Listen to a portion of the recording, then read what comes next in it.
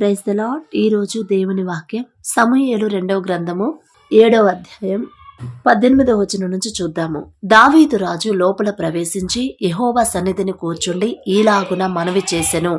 నా ప్రభువా యెహోవా, ఇంతగా నీవు నన్ను హెచ్చించుటకు నేనెంతటి వాడను? నా కుటుంబము ఏ పాటిది? ఇంత హెచ్చుగా చేసినదంతయు నీ దృష్టికి కొంచెమై మానవుల పద్ధతుని బట్టి బహుకాలము జరిగిన తరువాత నీ దాసుడనైన నా సంతానమునకు కలుగబోవు దానిని గూర్చి నీవు సెలవిచ్చియున్నావు. యెహోవా నా ప్రభువా, దావీదు అను నేను ఇక నీతో ఏమి చెప్పుకొందును? యెహోవా నా ప్రభువా, నీ దాసుడనైన నన్ను నీవు ఎరిగియున్నావు. నీ వాక్కును బట్టి నీ ఇష్టానుసారముగా ఈ ఘనకార్యములను జరిగించి నీ దాసుడనగు నాకు దీన్ని తెలియజేసితివి.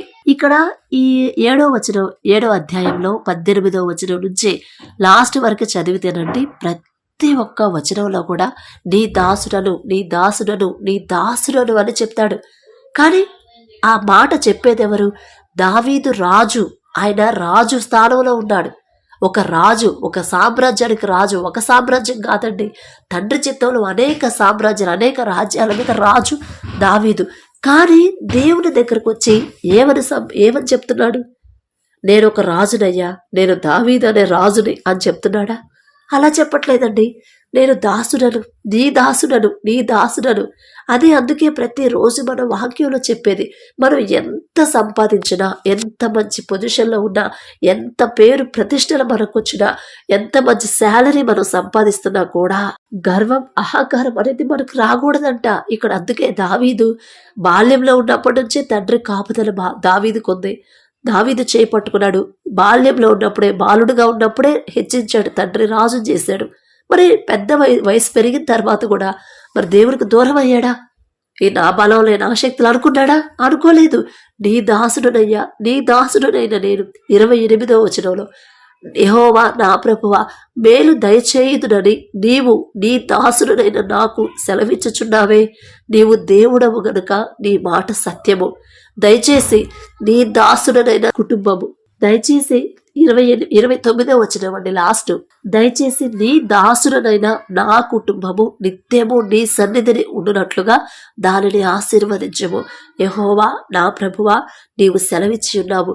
నీ ఆశీర్వాదము నుండి నా కుటుంబము నిత్యము ఆశీర్వదింపబడును గాక అని ప్రతి వచనంలో కూడా నీ దాసుడను, నీ దాసుడను అని ఇదే మాట సంబోధిస్తాడని, ఇదే మాట చెప్తాడు.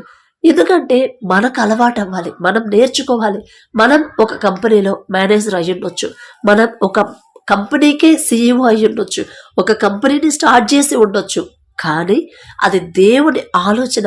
తండ్రి మనకు ఆలోచన, అంత తెలివి జ్ఞానం తండ్రి మనకిచ్చాడు అని ఎప్పుడైతే మనం దేవునికే అప్పగిస్తామో ఖచ్చితంగా నేను దాసుడనే అనే ఆలోచన మనకి స్థిరపడిపోయింది. ఇప్పుడు దావీదు అదే అంటున్నాడు. బాల్యంలో ఉన్నప్పటి నుంచి, తల్లి గర్భంలో ఉన్నప్పటి నుంచి తండ్రి ఎన్ని రకాలుగా దావీదుకి సహాయం చేశాడు, ఎన్ని రకాలుగా తోడుగా ఉన్నాడు, ఎంత జాగ్రత్తగా నడిపించాడు. ప్రతిదీ కూడా ప్రతిరోజు జ్ఞాపకం చేసుకుంటాడు. అయ్యా నేను నీ దాసుణ్ణి, నేనే పాటివాడిని. ఇక్కడ అది ఎంత చక్కటి మాట. ఈ మాట మీరు ప్రార్థనలో ప్రతిరోజు చెప్పండి. అంత గొప్ప దావీదు రాజే అంత తగ్గించుకున్నప్పుడు మనం ఎంతండి? ఇక్కడ 18వ వచనంలో ఇంతగా నీవు నన్ను హెచ్చించడానికి నేనెంతటి వాడను? నా కుటుంబం ఏ పాటిదయ్యా? ఇదే మాట అండి. మీరు ప్రతిరోజు ప్రార్థనలో కూర్చున్నప్పుడు, ఖాళీగా ప్రార్థన అయిపోయిన తర్వాత కూడా ఖాళీగా కూర్చున్నప్పుడు, ఏ పనిలో ఉన్నా సరే, అది ఇల్లు ఉడ్చేటప్పుడైనా, పొలం వెళ్ళేటప్పుడైనా, బట్టలు ఉతికేటప్పుడైనా సరే, మీరు పనిలో ఆఫీస్లో ఉన్నప్పుడైనా సరే, టీ తాగే బ్రేక్ ఉండిద్దిగా ఆ టైంలో అయినా సరే, నేనే పాటివాడిని, నేనే పాటిదాన్ని, నేనెంత, నా కుటుంబం ఎంత, నేనే పాటివాడిని, నా తండ్రి దృష్టి నా మీద ఉంచడానికి, నేను ఇంత మంచి ఉద్యోగం చేయడానికి నేనే పాటివాడిని, నా కుటుంబం ఇంత సంతోషంగా ఉండడానికి నేనే పాటిదాన్ని, ఇంత మంచి కుటుంబం నాకు ఇవ్వడానికి నేనే పాటివాడిని అని ప్రతి మాట ముందు ఈ పదం అనేది మీరు వాడండి. ఖచ్చితంగా మనకి తగ్గింపు జీవితం అనేది అలవాటైపోయిందండి. ఖచ్చితంగా అలవాటైంది. అంత గొప్ప దావీదు రాజు, బాలుడు కాదు, మామూలు చిన్న చిన్న పనులు చేసుకునే ఆయన కాదు, ఒక రాజు. అంత గొప్ప దావీదు రాజే, దేవుడికి ఇష్టడైన దావీదే, నేనే పాటి వాడినయ్యా, ఇంతగా నన్ను ఆశీర్వదించడానికి, ఇంతగా నన్ను హెచ్చించడానికి నేనే పాటి వాడిని, నా కుటుంబం ఏ పాటిది, నేనెంతటి వాడను అని ఎంత చక్కగా తగ్గించుకుంటాడు. అందుకే దావీదంటే తండ్రికి అంత ఇష్టం అండి. అసలు ఇంతగా హెచ్చించావు, అసలు నేనే పాటి వాడిని, ఆ మాట మీరు అలవాటు చేసుకోండి. ఖచ్చితంగా తగ్గింపు జీవితం అనేది మీకు తెలియకుండానే అలవాటైపోయింది. అది ప్రార్థనలో నుంచే మొదలు పెట్టండి. ఇప్పుడు ఏదైనా మనం పని చేసినప్పుడు, ఏదైనా ఎందులో అయినా ఒక ప్రాజెక్ట్లో సక్సెస్ అయినప్పుడు అందరూ మనల్ని క్లాప్స్ కొట్టి అభిమానిస్తారు, కాంగ్రాట్స్ అని చెప్తా ఉంటారు. అప్పుడు మీకు మైండ్లో ఒకటే ఉండాలి, నేనే పాటి వాడిని, నేనే పాటిదాన్ని, అందరూ నన్ను ఘనపరుస్తున్నారు. కానీ అసలు ఆ తెలివిచ్చిందే నా తండ్రి కదా, నా తండ్రే నాకు ఆ జ్ఞానం ఇవ్వకపోతే నేను ఇంత సక్సెస్ అయ్యేవాడిని కాదు కదా అని నలుగురిలో అక్కడ స్టాఫ్ ముందు చెబితే ఇంకా ఘనత తండ్రికి. కానీ మనం చెప్పలేము అట్లా.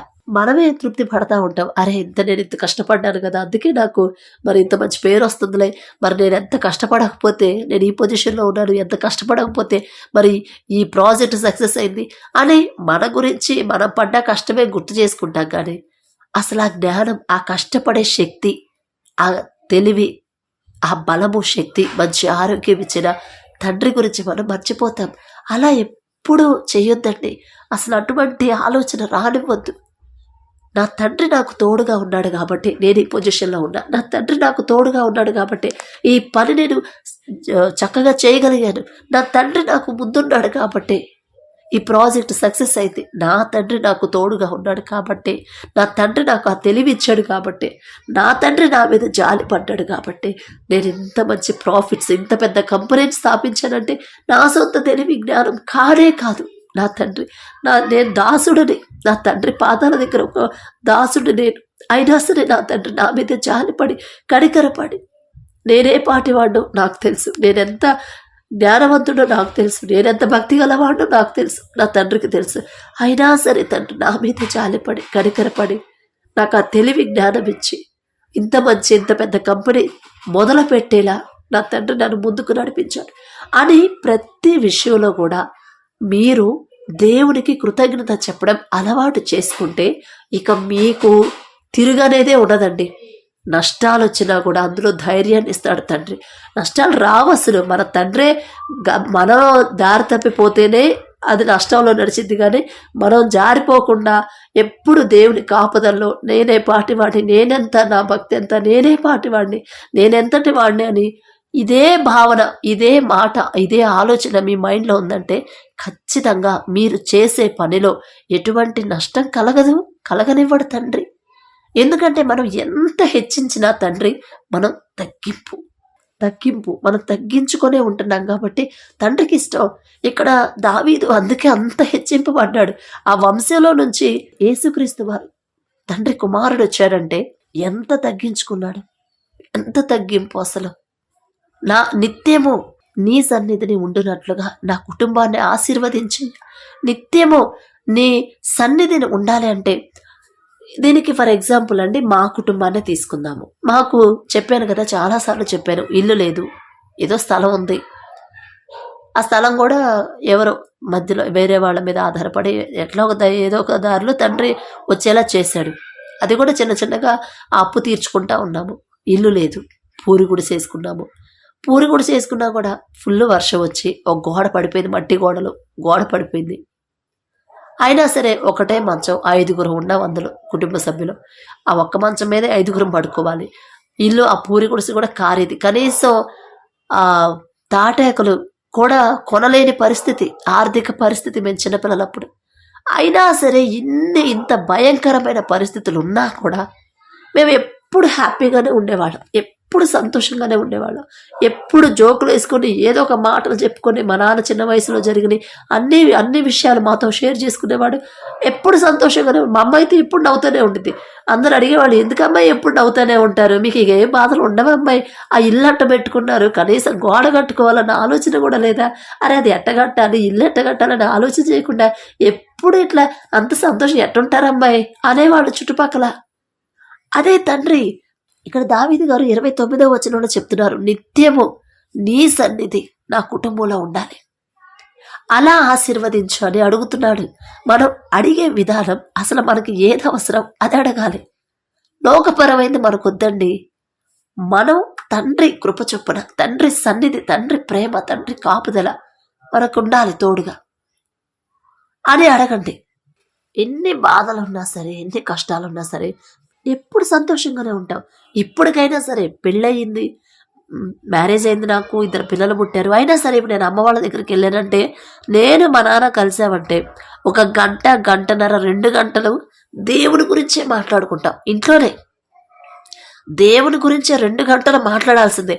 నైట్ 12 అయినా మాకు టైం తెలియదు, అసలు మాట్లాడుతూనే ఉంటాం. ఇక అదే నిత్యము తండ్రి సన్నిధి మన కుటుంబాల్లో ఉండడం అంటే అదే కదా. ఇక పిచ్చి మాటలు, ఆ మాటలు, ఈ మాటలు మాట్లాడు, దేవుని గురించే మాట్లాడుకుంటాం. నేను మా నాన్న, అమ్మ కంటే అంతగా తెలియదండి, అయినా సరే ఇక అమ్మ కొద్దిసేపు వినిద్ది, ఇక పని చేస్తూ ఉండిద్ది కదా. ఇక అవ్వవా మీ తల్లి కూతుళ్ళ మాటలు ఇక అయిపోలేదా, ఇంకా అన్నం ఎప్పుడు తింటారో అట్లా అడుగుతూ ఉండిద్ది. ఎప్పుడు దేవుని గురించే, తండ్రి గురించే మాట్లాడతాం. అదే మన కుటుంబంలో నిత్యము దేవుని సన్నిధి అంటే అదే కదా. మనం బయట కలిసినా, ఇంట్లో కలిసినా, లేకపోతే పొలంలో ఉన్నా సరే, మన ఆఫీస్లో ఉన్నా సరే, ఇద్దరు కలిశారు అంటే ఖచ్చితంగా దేవుని మాటలు మాట్లాడుకోవడానికి ట్రై చేయండి. అలా ట్రై చేస్తే ఏంటంటే ఇక దేవుని సన్నిధి మీతోనే ఉండిద్ది. అది మందిరంలోనే ఉండిద్దని కాదు, మనం ఎక్కడున్నా సరే తండ్రి సన్నిధి నిత్యము ఎప్పుడూ మనకు తోడుగా మనతో పాటు ఉండాలంటే అది అడగాలి. అదే అడిగాడు దావీదు గారు, నీ దాసుడునైన నా కుటుంబం నిత్యము నీ సన్నిధిని ఉండునట్లుగా దానిని ఆశీర్వదించు. ఎప్పుడు నేను మా నాన్న దేవుని గురించే మాట్లాడతాం. మా అన్నయ్య నేను అందరం కలిసామంటే దేవుని గురించే 1-2 గంటలు మాట్లాడాల్సిందే. నైట్ అయితే ఇక 12 అయినా టైం తెలియదు, మాట్లాడుతూనే ఉంటాం. దేవుని మాటలు అంటే ఇక అసలు అంత చక్కగా, అంత ఇంట్రెస్ట్ కలిగిస్తాడు తండ్రి. ఎక్కడున్నా సరే మనం ఎక్కువ దేవుని గురించి మాట్లాడుకోవాలి. ఈ మాటలు ఇంట్లో కుటుంబాల్లో ఉన్న కష్టాలు ఎప్పుడు ఉండేయనండి, వాటి గురించి మాట్లాడుకోవద్దు. దేవుని గురించి మీరు మాట్లాడడం మొదలు పెట్టండి. దేవుని గురించి మాట్లాడండి. అమ్మా ఎన్ని కష్టాలున్నా సరే ఏం పర్వాలేదు, తండ్రి మనకున్నాడు, వాటి నుంచి తప్పించగల శక్తి గల తండ్రి మనకున్నాడు, భయపడొద్దు అని మీరు చెప్పండి. మీ తోటి వారికి ధైర్యాన్ని ఇవ్వండి. వాక్యం చెప్పండి. ఏ వాక్యం మనకి ఏ సమయంలో ఎలా ఉపయోగపడింది, ఎలాంటి ధైర్యం ఇచ్చింది, ఎలాంటి ఓదార్పునిచ్చింది, ఆ వాక్యాలు వాళ్ళకి చెప్పండి. ఎంత ధైర్యం తెచ్చుకుంటారు. మన కుటుంబాలు, మన జీవితాలు, మన కుటుంబాలే వాళ్ళకి ఒక గొప్ప సాక్ష్యాలుగా ఉంటాయి. ఇప్పుడు నా కుటుంబంలో జరిగినాయని మీకు చెప్తున్నాను, అవే సాక్ష్యాలు కదా.